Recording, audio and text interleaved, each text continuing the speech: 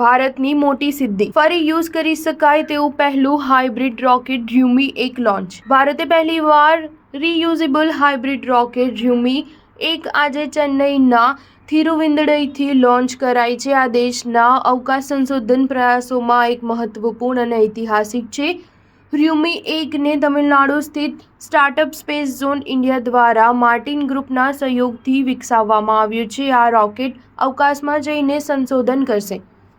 ડ્રીમી-1માં 3 cube satellite અને 50 પીઆઈસીઓ satellite launch કરવામાં આવ્યા છે, જે સબ ઓર્બિટલ ટ્રેજેક્ટરીમાં છોડવામાં આવે છે। આ સેટેલાઇટ ગ્લોબલ વોર્મિંગ અને ક્લાઇમેટ ચેન્જનો અભ્યાસ કરશે અને ડેટા મોકલશે। ડ્રીમી-1માં સામાન્ય ઇંધણ આધારિત હાઇબ્રિડ મોટર અને ઇલેક્ટ્રિકલી ટ્રિગર પેરાશૂટ ડિપ્લોયરથી સજ્જ છે। સેટેલાઇટ છોડ્યા બાદ પેરાશૂટની મદદથી રોકેટ પાછું નીચે આવશે। ડ્રીમી-1માં પાયરોટેકનિકનો ઉપયોગ કરવામાં આવ્યો નથી। આનંદ મેલાલિંગમે ડ્રીમી-1 રોકેટ મિશન પૂર્ણ કર્યું છે। આનંદ સ્પેસ ઝોન કંપનીના સ્થાપક છે।